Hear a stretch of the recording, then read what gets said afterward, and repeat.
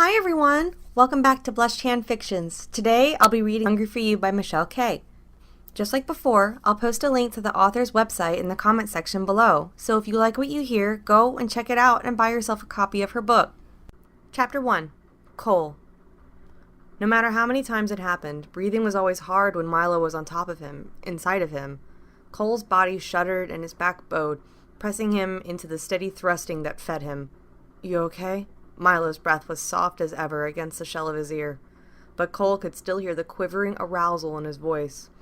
The restraint as he fought the basal desires Cole knew he brought out in the other boy. "Yeah." Cole shifted on the mattress beneath his friend, spreading his knees apart and rolling his hips back. "More." Milo shuddered and pressed his face into his friend's neck, inhaling the scent they both knew was laced with a drug that flamed his arousal. Cole knew that his body was booby-trapped, and even though Milo tried to make light of it, the guilt of what he did unconsciously still twisted at Cole's stomach. Shifting onto his knees behind the other boy's sprawling figure, raising up where Cole's tantalizing scent couldn't reach him, Milo moved his hands to the slender hips that shivered and rolled back against him. "Please, Milo, hurry." With more power than he'd intended, Milo did exactly as he asked. A perfect cry rose up from Cole's throat as his back arched, his face dropping to the pillows again as Milo let the dam of his restraint break. Through the sound of their bodies meeting and their ragged breath, Cole heard himself begging for more, even as his own hand snaked between himself and the comforter. Milo must have felt him tighten as he gripped himself because the young scientist shuddered and dug his fingers hard into his hips. "Fuck, Cole, I'm coming. Please. Please." Cole felt his own euphoria teetering, needing a push that his own feeble, lust-numbed hand couldn't give him. "Please, hurry." In a well-practiced dance, Milo wrapped an arm around the smaller man's waist, holding him steady, driving as deep into him as he could. His other hand came up in the same moment to close around the fist that Cole was already using to coax out his own climax. Milo shook and grunted against Cole's ear, then the lithe, dark-haired boy felt the heat of his friend's lust erupt inside him, and for that long moment, as he released into his own hand, he felt his constant hunger disappear. Cole had no memory of his childhood. In fact, he was fairly certain he had no childhood to remember. What he did recall was waking up in a dark, wet place, only to emerge in New York's subway system. He remembered the hunger that woke up with him and the disgust and shame he'd felt the first time he fed. Marla, the woman who had saved him and had given him a home, had never called him a monster, despite how he felt about himself. Cole didn't know what he was, and if Marla did, then she never told him. All Cole knew was that he was a creature with no past who needed sex to live, but who hated it every time. "Are you all right?" Milo's voice had the hint of guilt it always had after a feeding. "Yeah." Cole knew he could sound more convincing, but hiding things from Milo was hard, so he'd stopped faking it a long time ago. "How are you feeling?" Milo had already found his pants and was moving toward the computer rig he had set up in the corner of his room.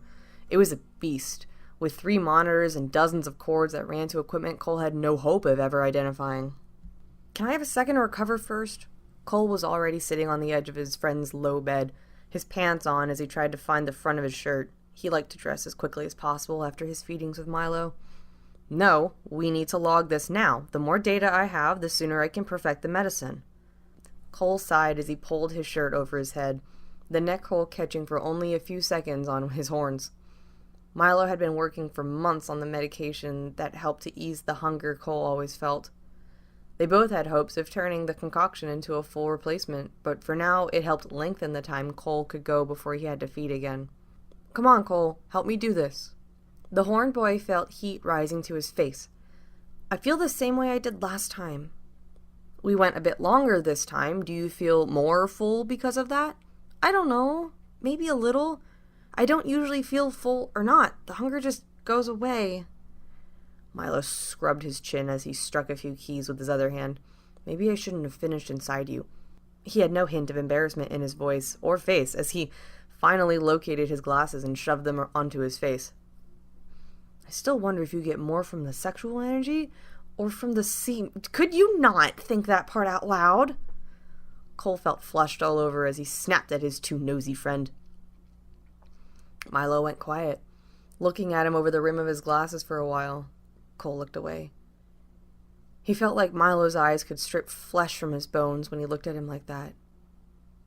I understand that you're embarrassed about this, Cole, but this can help. You know that's all I want, right?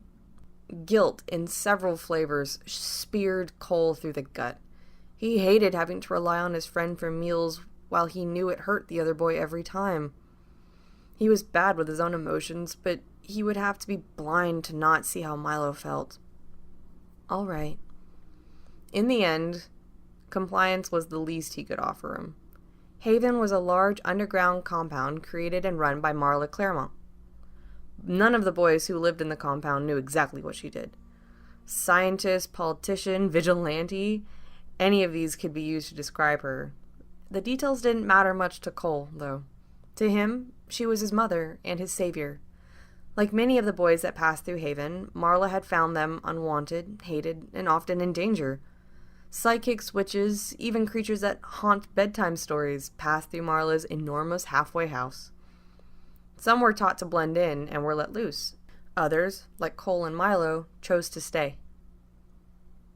At the moment, Sabine was the only other resident inside Haven, an 18-year-old who had been plucked from the foster system after his several foster families filed complaints about devil work. He'd been there for a year, but still kept to himself most of the time. He only sat at the breakfast table now because Marla had made it obligatory. "Morning, kitties!" Marla often felt more like a cool aunt than a mother, and everyone seemed to like that more. She was tall for a woman, and usually wore pumps to accentuate it. Even with her short hair pulled up into a severe twist, Cole thought she might be younger than she looked, but he'd never been good at gauging ages. Despite knowing they were there for a briefing, no one questioned her as she sat down and scooped eggs onto her plate. Milo gestured toward Cole with the plate of pancakes that were being passed around, but Cole only smiled and declined. Milo knew he didn't need to eat, not regular food anyway, but he always offered, and it always made Cole feel a little more accepted. More than anything, Cole wanted to be normal, and he was sure Milo knew that. "So, is it monsters?" Sabine asked as he poured syrup over his pancakes and eggs. Cole and Milo both perked up, waiting for the answer they all knew they'd been woken up for. Haven was more than some boarding school for freaks. They had every perk and every amenity, all paid in full by the government. All they had to do was discreetly handle a few infestations now and then. "No. Well, sort of no." Marla smiled at them, her red lipstick as perfect after her mouthful of food as it had been when she walked in. "Visitors." There was a general groan that passed over the table. It had been a while since any new blood had come through Haven, and they all had gotten used to their own private routine. "What rude children I have!" Marla was grinning, even as she scolded them. "Who is it?" Milo asked. He didn't mind as much as the others since he usually got to do some research on newcomers. At least he got to help with the research. "Who are they?" Marla corrected. "A colleague of mine is bringing some of her boys over. Our boss bought them out, so they're coming to join our crew." "There are other places like Haven?" Cole hadn't meant to sound so hopeful, but he noticed Milo looking at him from the corner of his eye. He always wondered if there were others like him, others who might have answers to some questions even Marla and her research team couldn't provide. "There are more Havens than you could ever imagine, Cole. It just so happens that Haven, UK, has grown enough that they can service some of the other European nations. My colleague was stationed in Germany, but now it's cheaper for them to pay the Haven UK than it is to support their own. We picked them up." "What are their assets?" Sabine asked, knowing he probably wouldn't get an answer. "Classified." Marla batted her eyelashes at him. "Same as always, Sabine, my pet." They all knew that Marla never discussed the abilities of Haven members. They usually disclosed the information themselves once they were comfortable, but it was always left up to them. Cole hated it, but he was glad that his own secrets were guarded with the same fervor. "But what you're telling us is that these aren't visitors, but permanent residents." Sabine, like the rest of them, had become immune to her innocent eyes. "More than likely." "Are they nice?" "Well, they're German."